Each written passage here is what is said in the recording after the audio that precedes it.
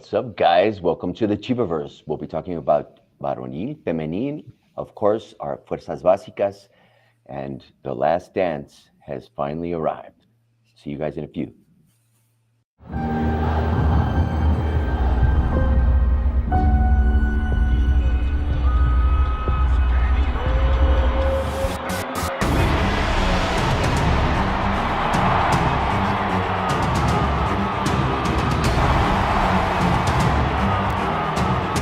¿Quién dijo que iba a ser fácil? Lo dejamos todo hoy, viejo, no hay mañana, ¿eh?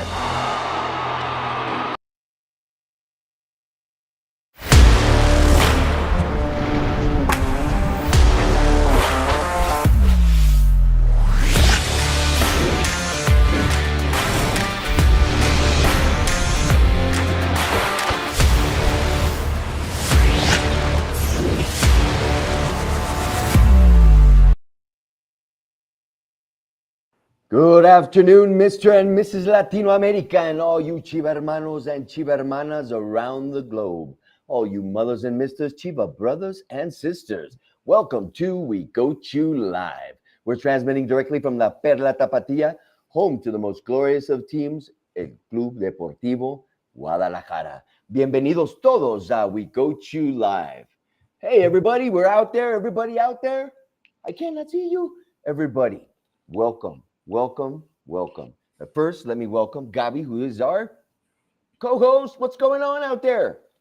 Hi, Robert, and hi, everybody that's already joining the chat and starting the Chivas conversation.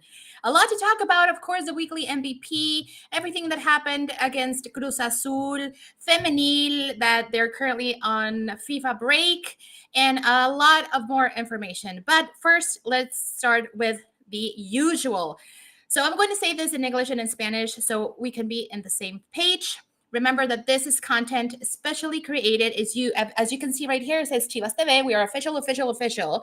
And this content is created by Chivas for all our Chiva hermanos that live in the United States and speak, for whatever reason, mostly in English.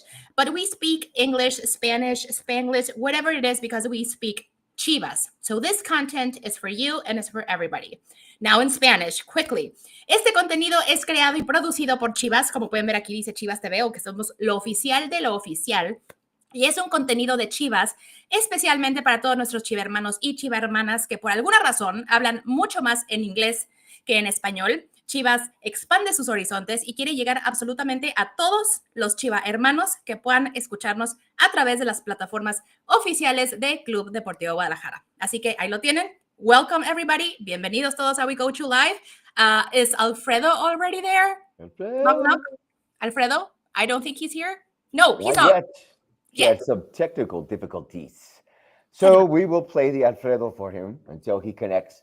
Well said, Gabi. Of course, Chiva hermanos. Hey, be nice. We know you're not so happy.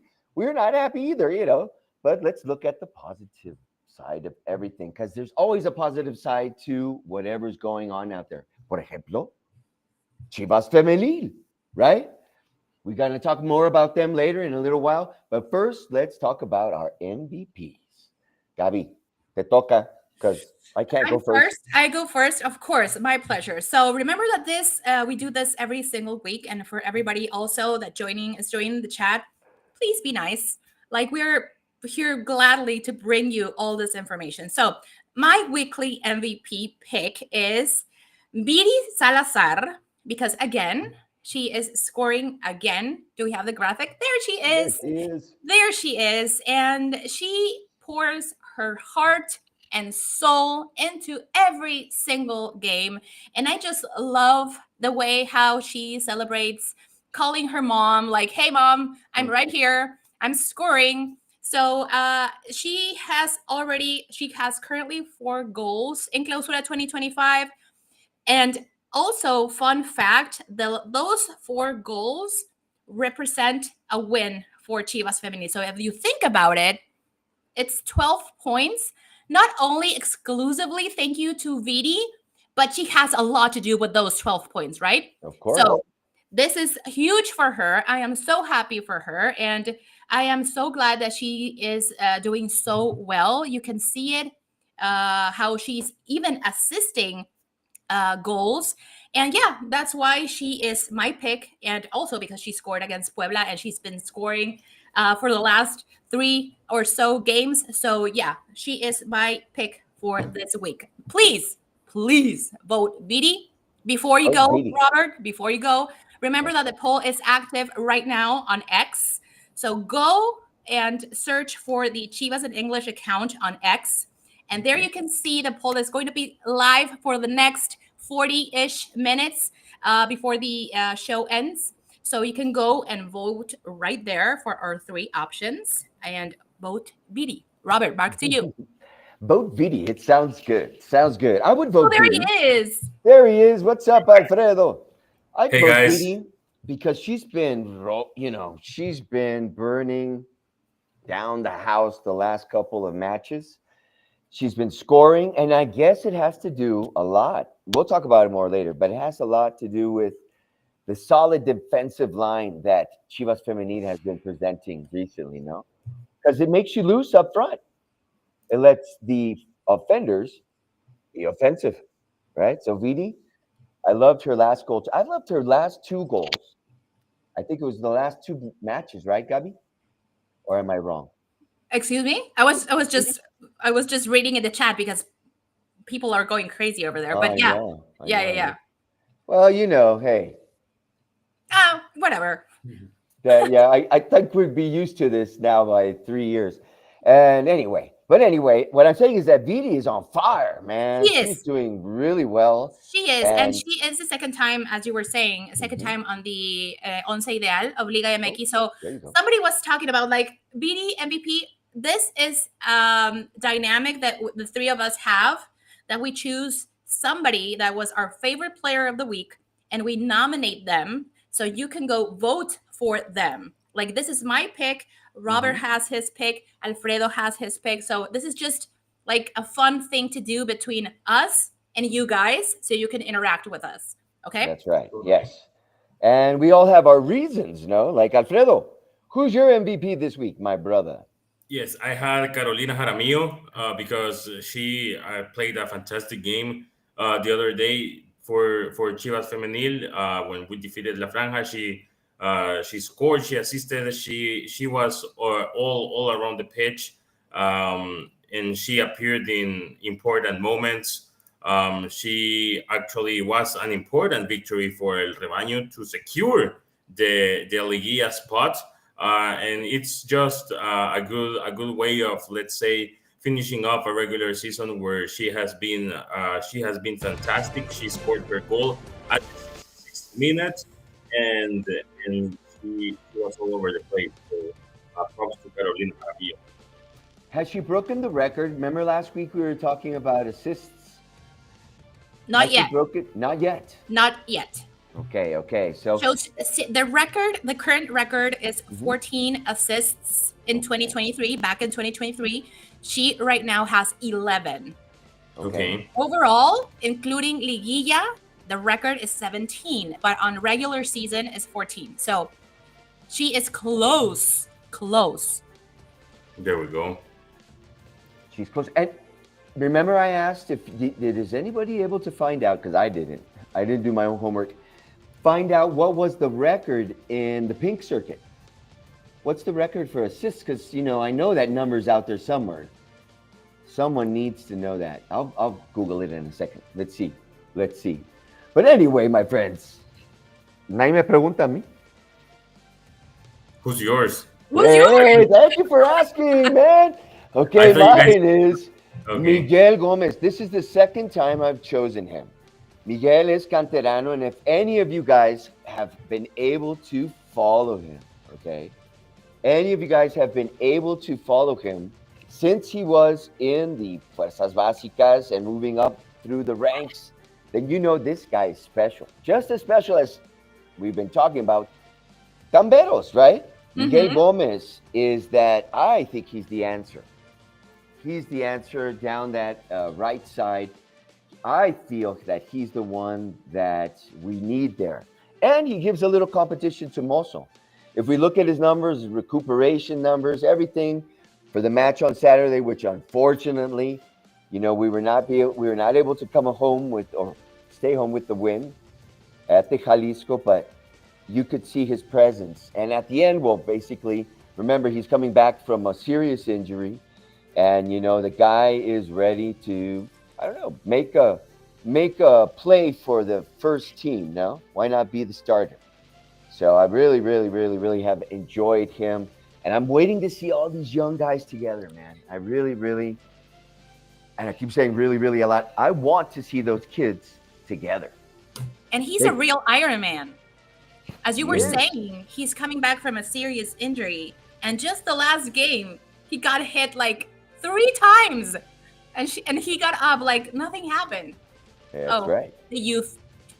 He's a Chivas hermano de corazón. From what I've read, he's a big Chivas fan. I used to go to Estadio Jalisco with his mom and support El Guadalajara all the time. So he suffers it. He's one of us, pretty much. He's one of us. He is, and I'm glad, that he's out there. He's la está rompiendo. So soon he'll be able to move forward, I think.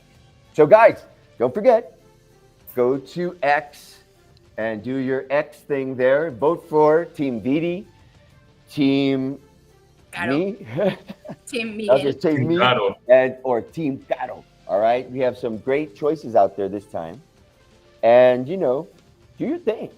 Let's see. I was thinking though, here, are they all midfielders? No, because they've all played in different positions. I was thinking about Miguel particularly because I was looking him up a little bit. But have they all started in the midfield? Vidi is a forward. Yeah, she's a forward, but did Yes. she ever play midfield as well? I'm doing a thing like, what do you call it? Trying to find out why these guys have been able to move up by playing in different positions. So Miguel, I think, has played in the midfield, and now he's on the right back. And I can see his skills as a midfielder, as a right back. You know what I'm saying? He's able to recuperate, he has really good speed. But the passing, man, for me, the passing is everything, in his position. And Vidi does the same too. We were talking about her assists, So could be. I'm wondering where they pick up these skills, just something like that. Just They're a awesome. random question. They're incredible players. That's right. They're Chivas players. They're Enough said. Chivas players. That's it. So go vote. And next, what's next? We need to move on, my friends. I know everybody doesn't want to talk about Varonil, right? We have But need to Rayados. do it. And we got to We talk have about Rayados. Rayados, of course. I see the chat is all lit up, right? But before we get to that, yes, exactly. Yeah. Go for it. Do it. I'm sorry. So we are in a very celebratory mode, celebrating birthdays here and there. And today is a birthday of a very special Chiva hermano. Let's take a look. Es innegable el impacto que ha tenido la cantera rojiblanca en el fútbol mexicano, y este 2 de abril es cumpleaños de uno de los máximos exponentes que hay. Carlos Salcido cumple 45 años de edad y aquí te voy a contar algunas cosas que reflejan lo grande que fue su carrera como futbolista. Un día como hoy, pero de 1980, nació en Ocotlán, Jalisco, Carlos Salcido, quien a los 13 años apostó todo por el fútbol y se mudó a la Perla de Occidente en busca de cumplir un sueño. Mientras le llegaba dicha oportunidad, se dedicó a lavar coches, hasta que en 1999 se sumó al oro. Y un año después, el Guadalajara lo adquirió al detectar su talento. Debutó con el rebaño sagrado como defensor en el año 2001. Aunque durante todo su proceso formativo se desempeñó como pivote, y eso le ayudó a potenciar muchos aspectos que años más tarde le serían muy valiosos para su evolución como jugador. 3 años en un extraordinario nivel le bastaron para maravillar a Ricardo Antonio Lavolpe, quien lo convocó por primera vez a selección nacional y tras aquel golazo que le marcó a Argentina en la Confederaciones del 2005, se convirtió en un ícono generacional de aquella época. Además de eso, Salcido disputó 3 Copas del Mundo con el Tri: Alemania 2006, Sudáfrica 2010 y Brasil 2014. Se marchó vendido al PSV en el año 2006 y a partir de ahí todo cambió, pues su crecimiento fue exponencial en todos los sentidos. Salcido se fue de la Liga MX siendo un gran zaguero, difícil de vencer en duelos defensivos, y posteriormente se convirtió en un centrocampista con grandes virtudes, gracias a su interpretación del juego, a su técnica de golpeo y a su imponente fuerza física. Salcido fue el ejemplo perfecto de plurifuncionalidad, pues cumplía cabalmente con cualquier rol que se le asignara dentro de la cancha. Además del PSV, también jugó en el Fulham de la Premier League. En esos equipos fungió principalmente como lateral por ambas bandas o como defensa central. Salcido no solo fue útil como parte de una estructura defensiva, sino que también fue alguien que gestaba una buena salida de balón con su paso y su conducción. A su regreso al fútbol mexicano, el Sasa retomó protagonismo como mediocampista. Toda la experiencia que le dio ganar 3 títulos en Países Bajos, jugar más de 20 partidos de Champions League y también ser parte de la mejor liga del mundo como lo es la Premier League, lo demostró a manos llenas. En su última etapa con el rebaño sagrado, tuvo la responsabilidad de posicionarse como mediocentro y así fue como logró el anhelado deseo de ser campeón como rojiblanco, pues en aquella final del Clausura 2017 ante los Tigres, compartió doble pivote con el Gallo Vázquez y no hay duda de que fue uno de los principales gestores de ese título. No queda más que desearle un feliz cumpleaños a Carlos Salcido, un ejemplo de superación, de constante evolución y de cómo se puede marcar la diferencia con un trabajo fuerte y nunca dejando de creer.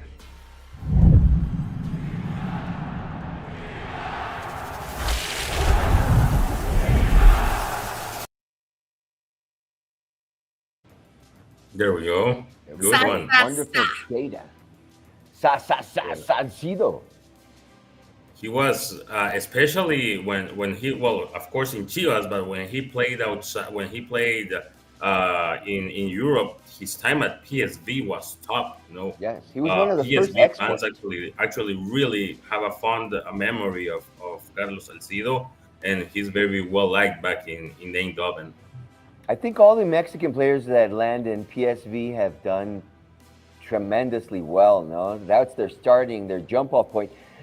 I don't know. You guys correct me, but Salcido was our first export, wasn't he? Oh, he was one of the first ones because he was back in Europe. He was back in those days that a lot of guys from the Mexican league started going to like, let's say, Germany, the Netherlands. We had Rafa Marquez in Barcelona, so we was, let's say, those early times when a lot of Mexican players played in Europe. Pavel Pardo was out there, Pardo. in Stuttgart, Germany. yeah. It was an incredible generation of players that went abroad, and they did their thing over there. So yeah, Salcido is one of the, and we were talking about, he's one of us. We were talking about Miguel Gomez, that and Salcido is like, sure, like one, like he's a true Chiva hermano, canterano, of course. He's also famous for being a great Chiva hermano. And he's also very humble, man. If you listen to anything of his talks, or because he does some public speaking, I've heard him on some talk shows. Always very humble, his beginnings, very sincere, and the guy's a hard-working pro. Yeah. He's a pro, and he's carried our name, Chivas name, but the name of Mexico around the world, I think, with pride. No, I'm very glad to see him. See him now, and he looks good. If you ever seen him up close, he was at Palco. He was on Palco just recently. I don't know if you guys were able to see that. He's 45. Us 45-year-olds look good. 45-year-olds. Yeah. By the way, speaking about great anniversaries, expect a video tomorrow about Ramon Morales. Tomorrow's gonna be 26 years from the first goal that he scored with Chivas, which was against Puebla, and it was a real golazo. Generations of players, right, my friends? It's just incredible to see them. It's incredible to see them grow. I would like to see Morales as DT one day, the first team. He's already done it with the under 16, under 19, I believe. Yes, and he even won he was championships. Champion too. Yes, exactly. So why not expect him to be up here with us in the big league soon? So let's talk about it. Let's talk about that Gigante de Acero. We have a visit to make. So what's going on, guys? Saturday, was wild. I got to talk about it real quick. Okay, so Rayados is not doing great. Right. Rayados is not doing great. I think that they're also seeking. They urge the 3 points just like we do. So it's gonna be a tough match because both teams are obliged to win the game to take the 3 points. Actually, Rayados is 9th place There are 3 points above from us, so if we win, we will equal them in the general table, and actually we will place them in a tough position. They're ninth, we're 11th. So we definitely gotta win. We're 1 point away from the last playoff spots, which is held by Pumas right now. So it's gonna be a matar or morir for both teams. And this will bring that extra spice, no, to the game. Yeah, it's What do like you an think? early, a sort of an early final for both teams. Well, I think we have three finals basically Oh to my the end, God. Don't and say I'm it like saying that. it's the Four, truth. We four. said it last week, though. We said it last week. There is a chance that we'll be in the in an opportunity to be able to get into the playoffs, right? In the play-in, but we need to win take each match, day by day, and just deal with it. Because Saturday, truly, I thought we were going to win. It was, for me, it was. You thought so? I did. I have to say so. I was quite. I love the high pressing. That was for me the glass half full. Let's put it that way. Obviously, who wants to lose? Nobody. But like you said at the beginning, nos sienta bien, right? El gigante de acero. We play Yes. well in Monterrey. I think it has to do with that Monterrey also plays a very open style of football. Yeah, they don't sit back. One thing, though, I don't know what you think, Gabi, that I've seen with them is that Monterrey doesn't really play as a team. Have you? They're kind of disconnected at the moment. I don't know what's going on with them. Like, not that I necessarily follow everything they do, but I try to take a closer look at the opponent ahead of us, right? Yeah. And they're not doing very well at the moment. As Alfredo was saying, they are only 3 points away from us. Like, that's considering that they've been up there for the last 5-ish seasons and playing finals and whatnot. But right now it's like interesting. But again, it's right at the end of the season of the tournament. They are also obliged to win. They're at home. El Gigante de Acero is a very huge and very impressive venue, and it's like very like going to Monterrey is like tough by itself in any single situation. In Gigante, in El Volcán, whatever. And Yeah. it's I don't want again. I said this in the last show, and I felt a little bit bad because I was like, "No, we're gonna tie. It's a tough match. It's Cruz Azul."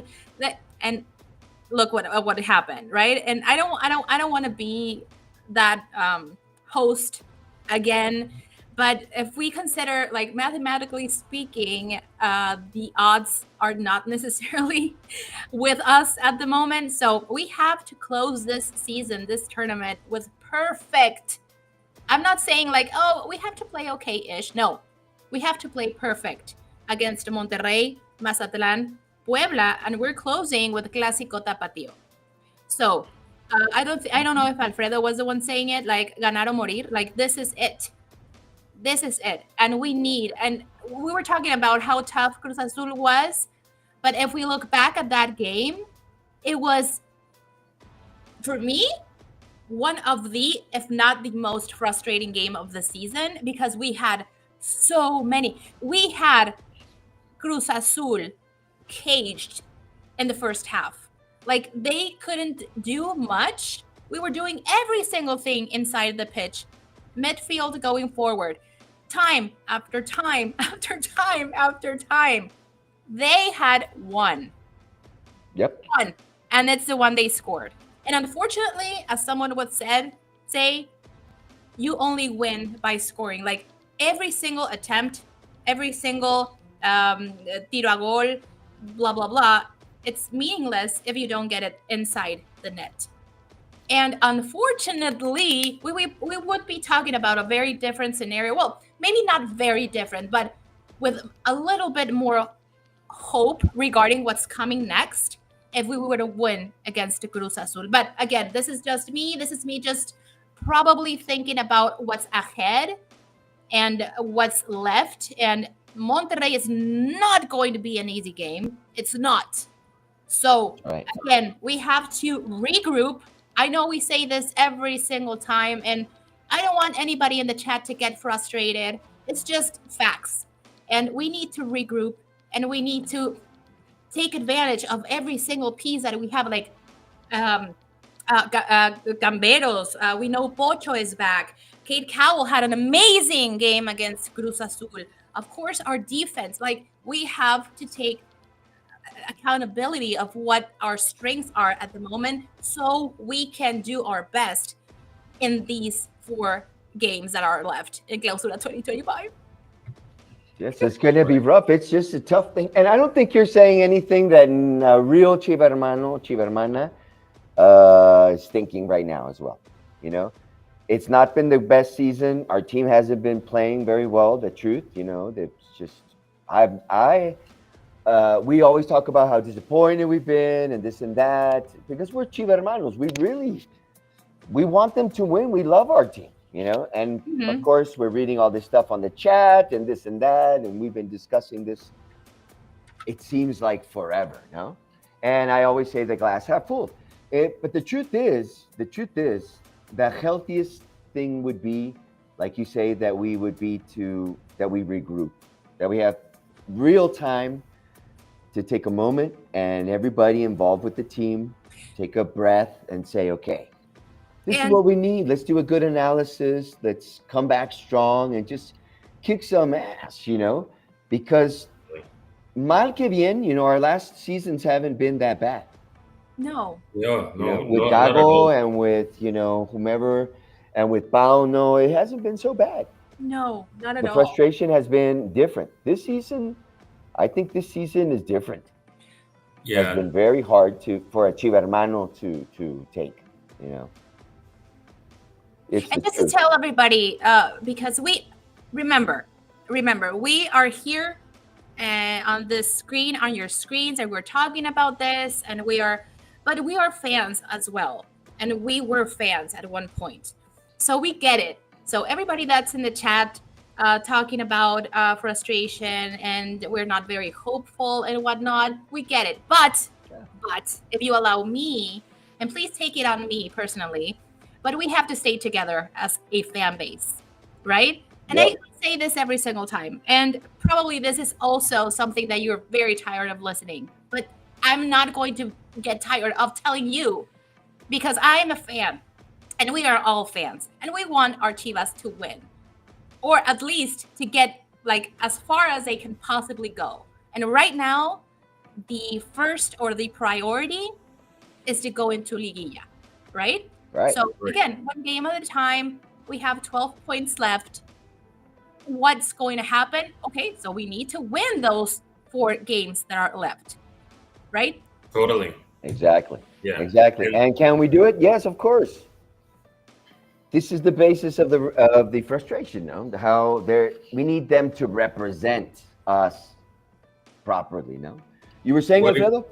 What if the luck that we've had, that we haven't had so far, if we have it these 4 remaining matches, that'd be great. If on a more positive note, actually our visits to Gigante de Acero usually turn out good for Chivas. We usually get positive scores from there. Actually, we haven't conceded a goal in our last 3 visits to El Gigante de Acero. And we have only received a goal twice in the last 4 matches.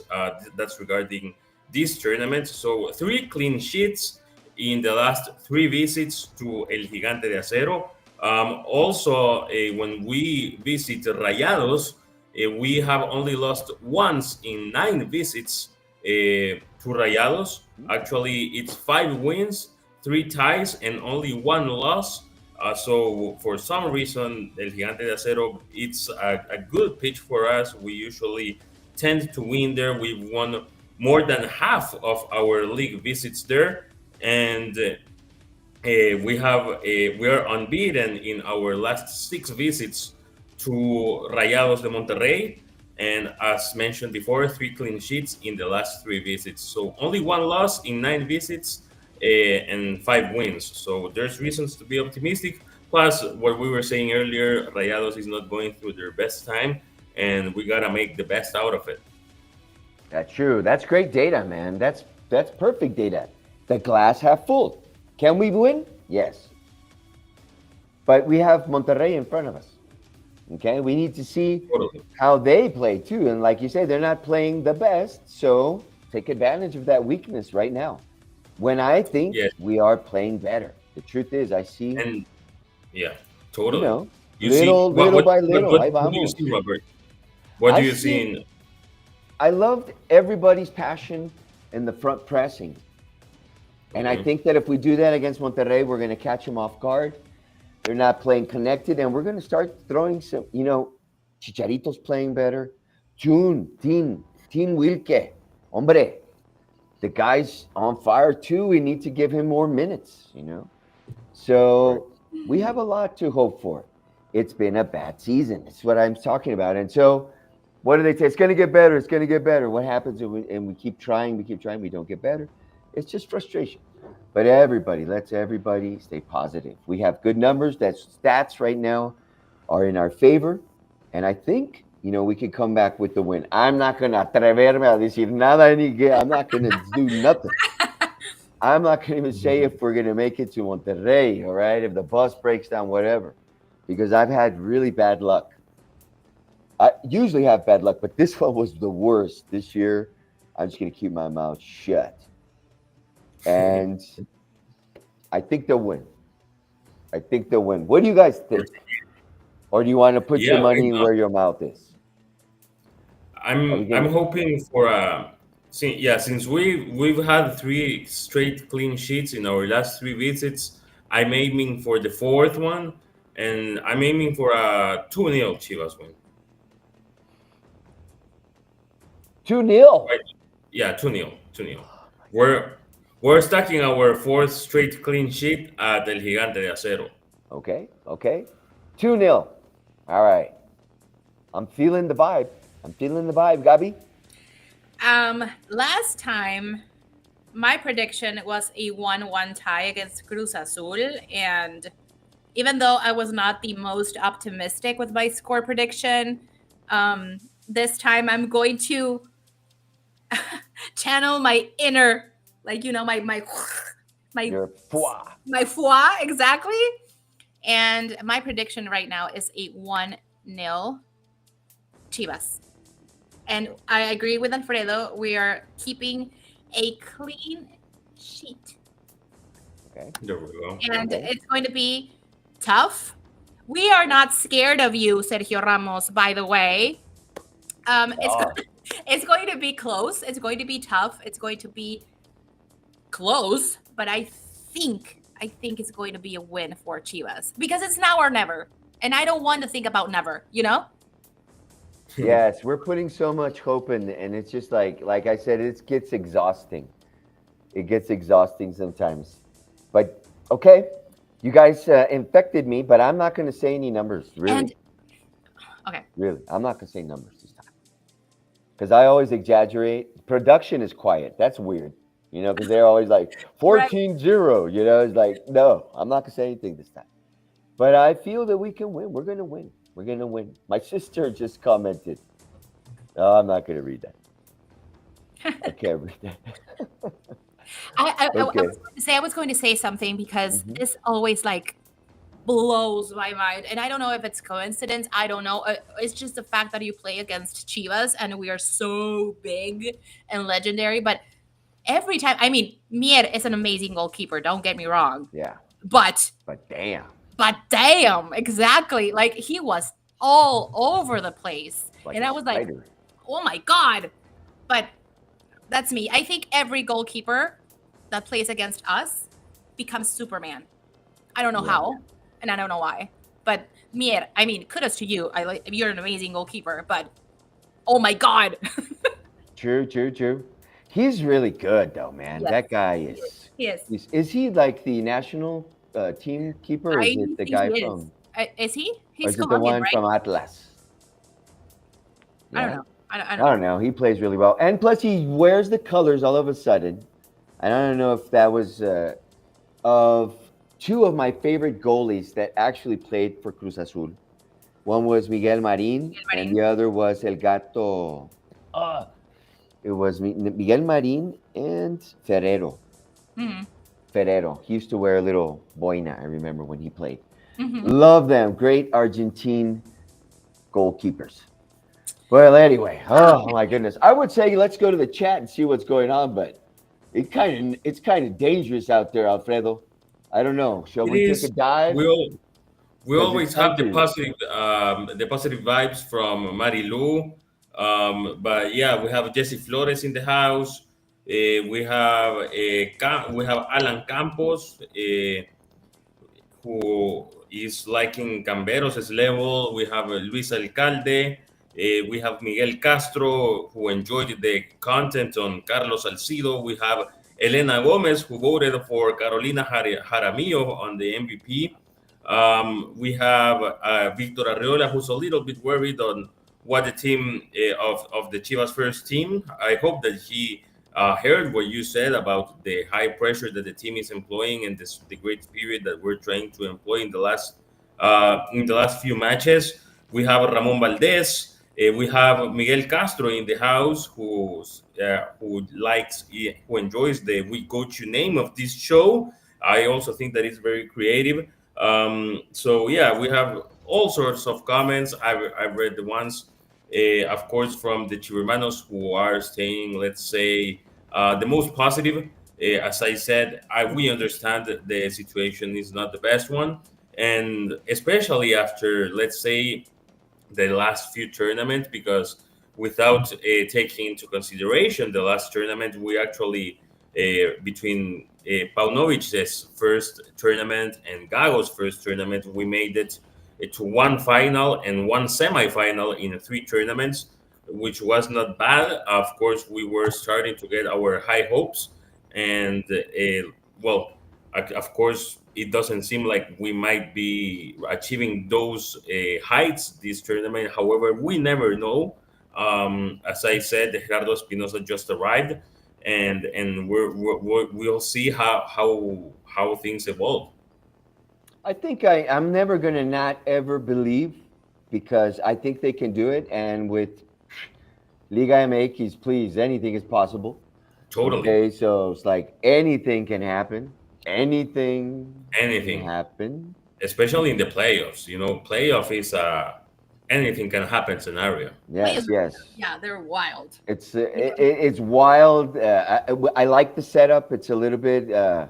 We copied a little bit from the Argentinians, but it's exciting, you know. And there is the chance. And until the fat lady sings, my friends, I will believe in my Chivas. Always. Okay? So don't believe the hype. You don't have to believe us either. But we're just trying to keep it positive, you know. We just try to keep it positive, and I feel that we're going to have the win. I'm not going to put numbers. I'm going to lie. I'm going to say 3-0. 3-0. Oh my God. I know. I just Here we ruined go. it. I Just, you know, ruined it. 1, 2, 3. I said 1. There you and go. said 2, and you said 3. That's right. Cool. So we'll remember, hey, I'm winning. And then you'll go, no, Gabby's winning. And then they're going to say, damn it, Robert. Damn it. Damn it. You know, I think that the team and the fan base gotta focus on four teams: Monterrey, Mazatlan, Puebla, Atlas. I said it because those are the four opponents that we have left. I say again, Monterrey, Mazatlan, Puebla, Atlas. It's 12 points. It's everything at stake, and go for all. You know, it's let's say a four tournament mini season if you want to see it that way. And you know what? Also, those teams that are in direct competition, we need to light a veladora against them, okay, so that they lose. We pray against everybody who is coming up against us. No, I'm just kidding. I don't know, man. It's just does not depend on us anymore. So it's high hopes, but we need to win. And if we win, at least we'll be in control of our destiny. Yeah. Totally. And we won't have to. And none of these teams are amongst the top 8. neither Monterrey nor Mazatlan, neither Puebla, neither Atlas. So let's say that we have already faced the toughest opponents this tournament, and we still gotta face these guys who are pretty much three of them, Mazatlan, Atlas, and Puebla. They're beneath us on the table, and Monterrey, as we said earlier, it's only 3 points above. So we're speaking about teams that are not in the high spots of the regular season table. They're beneath, so it's totally doable. Well, I like it. I like it. Gabi, where can we watch this match? Where can we Producción. watch? Where can we watch? So this is week 14 of Liga MX. Rayados against Chivas on Saturday, April the 5th. And if you're in Mexico, you could watch through, oh my God, I don't have my glasses, TUDN, VIX, Televisa, I think, TUDN, y VIX. Yes. Okay. And if you are in the United And States, Televisa. TUDN, and also on VIX Premium. The time is 7:05 p.m. and you know what to do if you're in a different time zone. I think the Pacific is just 1 hour delayed. I think they're just 1 hour, and also on the East Coast. But yeah, you do the math. But in Mexico is at 7:05 p.m. Week 14 of Liga MX. Ganar o morir. Ganar o morir. Ganar o morir. I like that. And please, unfortunately, we have to watch it on that signal. Really, man, because those guys that are narrating for them, it's just, oh my Lord. It makes my ears bleed. And it's just, even if the team of yellow is not playing, they have to talk about them. It doesn't matter who's playing on the pitch. And it's just getting to a point where, oh my gosh, I just turn on the radio better. La neta. La neta. And Marilu, todo se vale ahorita. Brujo de Catemaco, I'm going for it, man. I'm ready to try whatever. Really, man, we need something because most of this, really, if you watch the matches, like, why haven't we won some of these games? Por favor. Really, it's just, I don't know. It's just everything seems to be against us sometimes. And that's the way it is. If you're a Chiva hermano, you will enjoy the pain with the good stuff. That's right. It is what it is. And it is now time, Gabi, to move on y platicar de nuestras chingonas. So, what's the lowdown? Tell us. Okay, so it's the time has come to talk about Chivas Femenil, and those are better news for sure. So Chivas Femenil is officially qualified. They clinched the playoffs of Liga MX Femenil. Official. They faced Puebla Femenil in an incredible 3-0 win. Again, a clean sheet for Celeste Espino. Remember, Blanca Felix is injured, so Celeste is now playing for Chivas Femenil, and she's doing incredible as usual. And yeah, we secured the 4th position in the general table. Again, we are the best defense in the tournament with 9 goals allowed. And incredible things are happening right now for Chivas Femenil. It's been happening for a while now. They are currently in 11 times with consecutive Liguilla facing, like, for playoffs. So again, incredible numbers for Chivas Femenil. Caro Jaramillo remains as the top assistant of the Liga MX, the best defense with América Femenil, I believe. And it's just 2 games left for Chivas Femenil. Next, we have Pachuca, and we have, don't tell me, Pumas Femenil. So 2 games left, 2 weeks left for Chivas Femenil, but we are already qualified for playoffs. Pumas, Pachuca is going to be a tough match. I'm not going to lie. We're going to talk about it in a little bit, but it's looking good for Chivas Femenil currently. Our players are doing amazing, and as I said before, Viri Salazar is my weekly MVP pick because she's doing incredible. She's doing amazing. She is doing her thing, assisting and scoring. She has currently 4 goals in the Clausura 2025. Caro Jaramillo, oh my goodness, Yvonne Gonzalez, Isabela Esquivias, and the other good news about Chivas Femenil right now. So remember, we are currently in Fecha FIFA break. because we have a lot of call-ups for our chingonas for the Mexican national team in different categories. There's going to be a video this week about this, by the way, on the official channel. And we have 7, not 1, 2, 3, but 7 seleccionadas nacionales from Chivas Femenil. So they are Celeste Espino and Blanca Felix for Selección Mayor.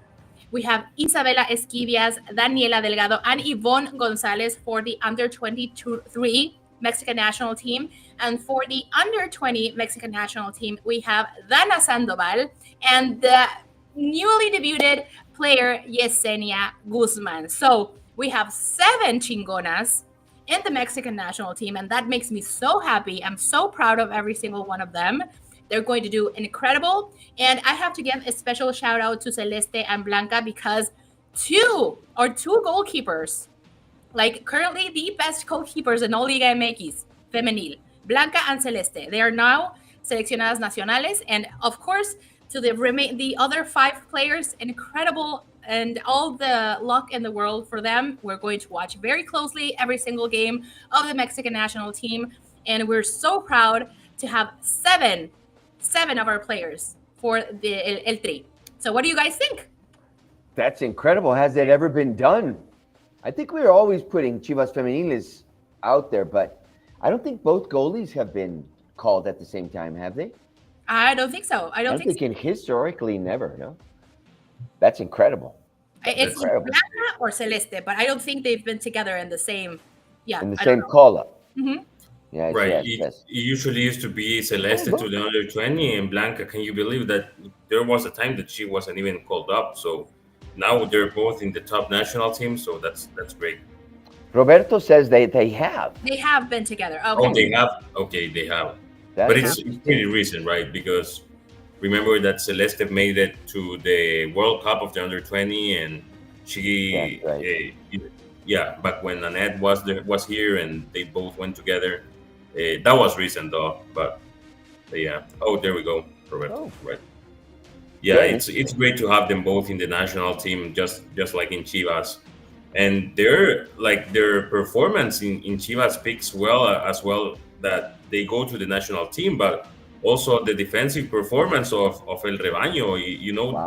The El Rebaño Femenil adds up 229 minutes without conceding a goal this tournament. So that's pretty much almost 3 games. It's 2 games and 1/2, let's say it. We're the best defense of the tournament because we have only received 9 goals in 15 matches.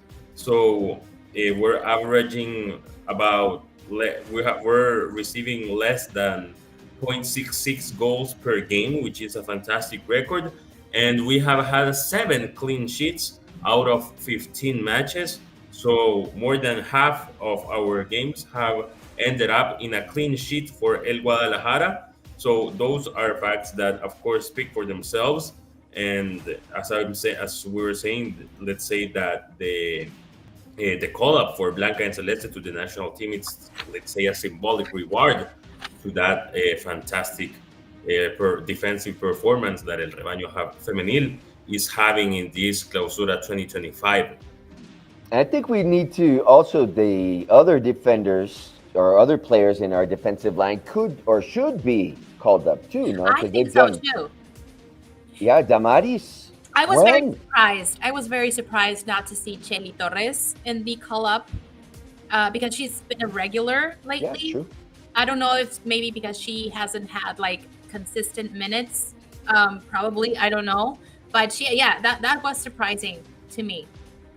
I thought that they were going to call more players up from the first team.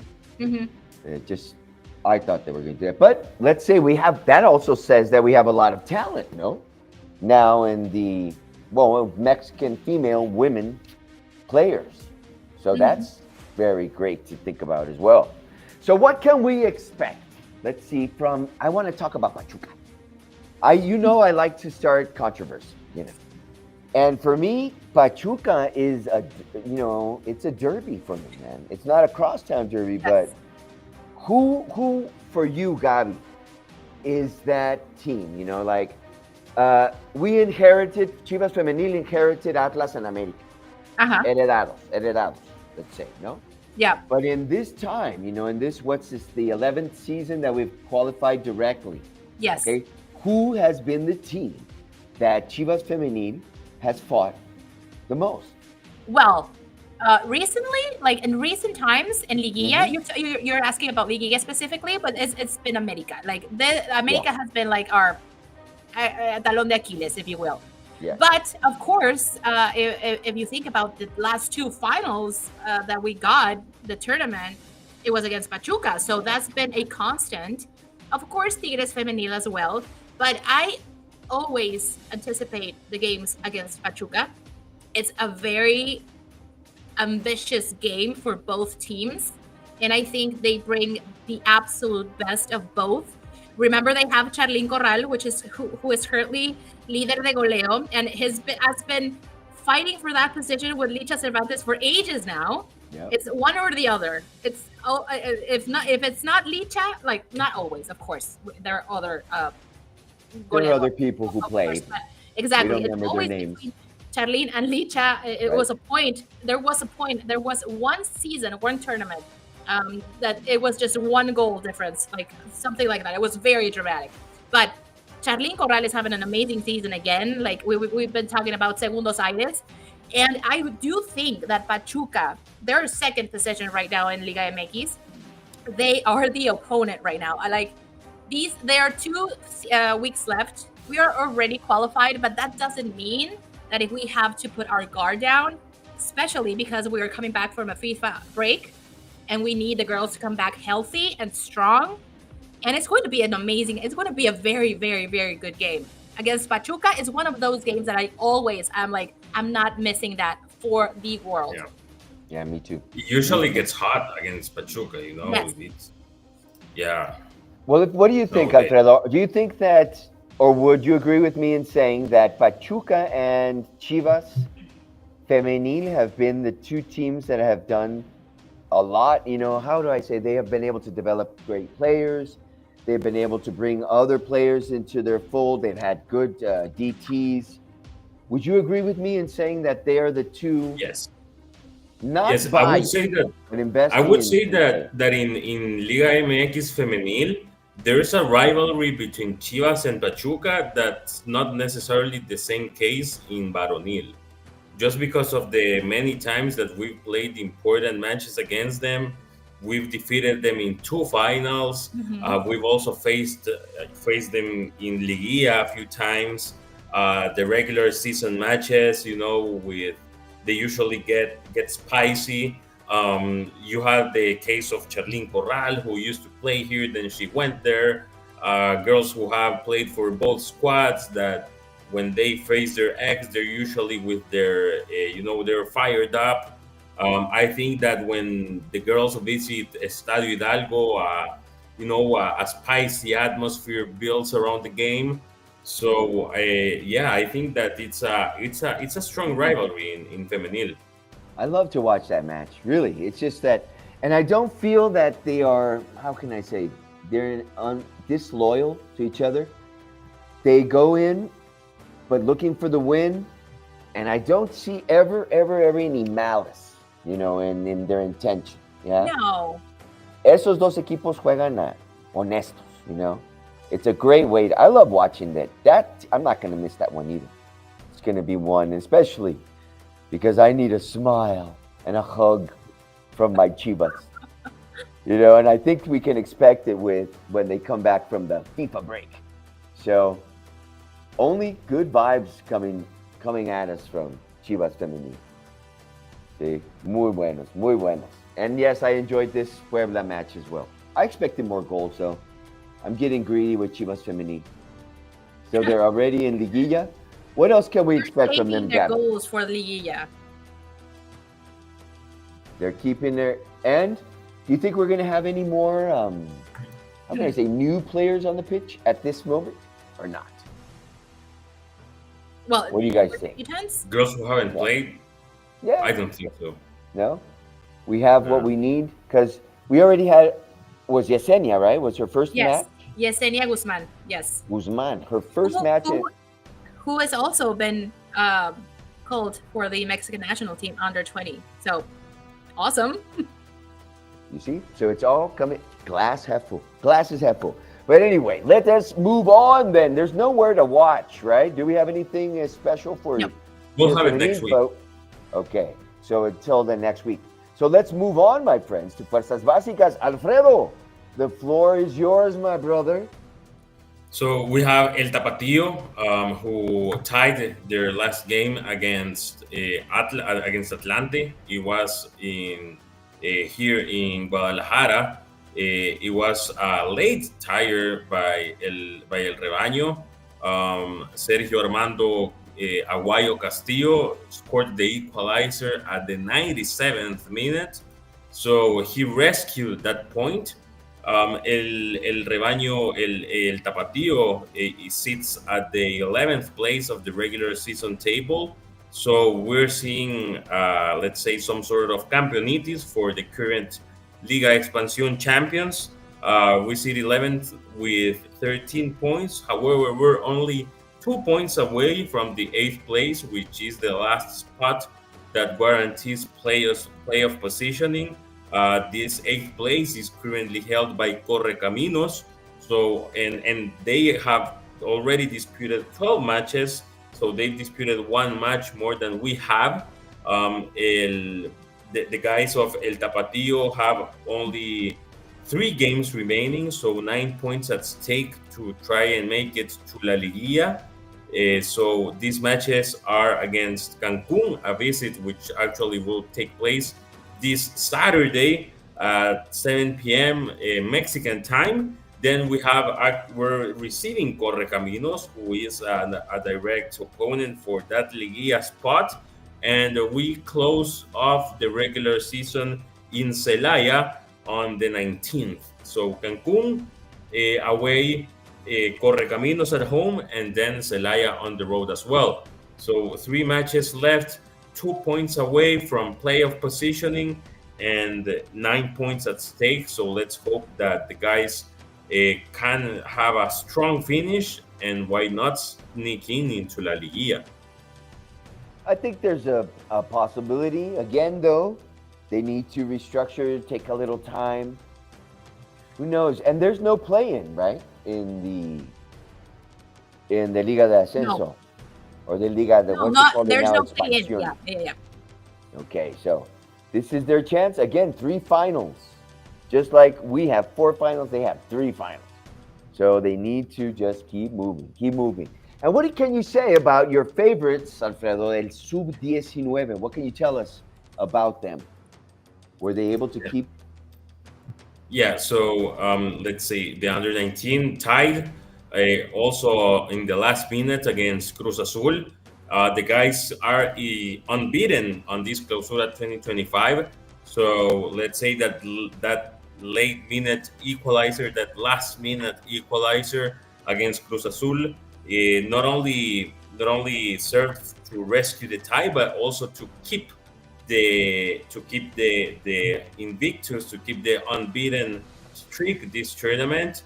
We currently sit at the 4th place with 26 points. However, we keep being the best defense of the tournament. We have only conceded 8 goals in 13 matches, and 7 out of the 13 matches disputed so far have ended up in clean sheets. So 7 clean sheets out of 14 matches for the best defense of the tournament. The team managed by Sergio Pinto remains unbeaten. Unbeaten still. Already at this point in the tournament, that's pretty good. That's right. Pretty good.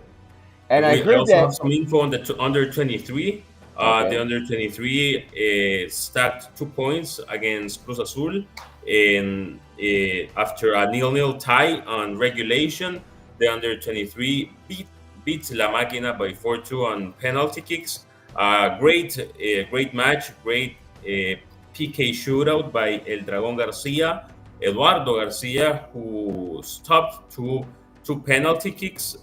He actually, if you're asking what was doing Dragón Garcia with the under 23, it's because El Tapatío rested. They had the weekend off, and also The team managed by Andres Garcia, this under-23 squad, stacks 13 points. However, we are first to last on the regular season table, not doing as great, nowhere as great as the under-19.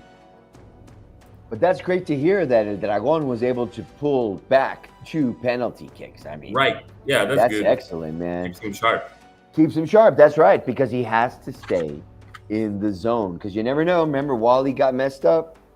So Dragon was there. Now Wally's back, and Dragon needs to keep pushing and pushing to make it, to at least try to pressure Tala, and try to be the goalie for the first team. So kudos. Thanks for all that info, Alfredo.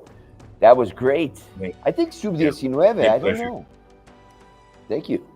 I don't know what about Sub-19. You think they're going to make it to the end? I think they're in 4th position right now. Will they make it to the final? They could, they're unbeaten. I was following one of their players, the first forward, for a moment, but then I lost him. I'm trying to remember his name. I'll come back to you with that, and then we can talk about it a little bit more. But anyway, my friends, we're getting to that time of the show where we got to check who won the MVP. So we don't have much time left, and this was completely one-sided. So there is not even a drum roll here. Alfredo, take it. Alfredo Take it. Take the win. Take it.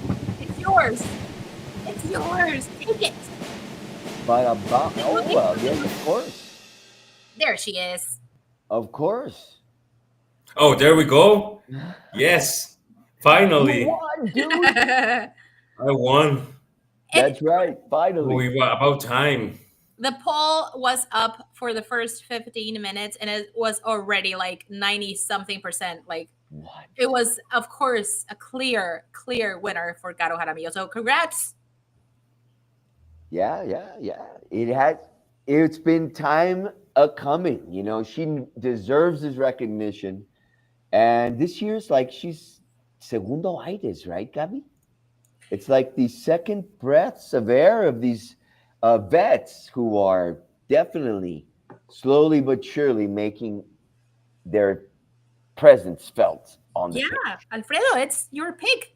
Take it away. I did it. Yeah, I'm so glad that it was so long that I hadn't won the MVP, so I cannot explain how excited I am about that. And thank you everybody who voted on X, on here, who commented and everything. Like, yes, thank you. Thank you, everybody. And Marilu, just real quick comment. She asks, what's up with the Sub-19 Femenil? Any news? We'll have to owe you that one, Marilu, but I'll make sure. Yes, I'll make sure that, because last week we talked about them. Yeah. We got to keep that flujo, okay? And for some reason, it's not in the information. Nos perdonas, Marilu? Next week, I promise, we'll have that info for you. Everybody out there. Promise. Everybody out there, thanks so much for sharing your time with us. Even those guys who are throwing out all that bad vibe, because that bad vibe is a good vibe too, because they say that no news is good news, but when they're talking about you, it's always news. Okay? So there you go. Thanks for talking about us. Everybody out there, los queremos mucho. Chivas va a ganar. I said 3. Gabi said 2. Alfredo said, said 1. And Alfredo said 2. So 3, 2, 1. Chiva hermanos. We'll see you next week. Thank you, production. Llegar acá fue un cambio radical. Soy puro trabajo, puro corazón y que estoy dispuesta acá a aportar lo mejor de mí. Y lo más importante es que yo sé quién soy y sé a lo que vine. Creo que queda un camino todavía muy largo.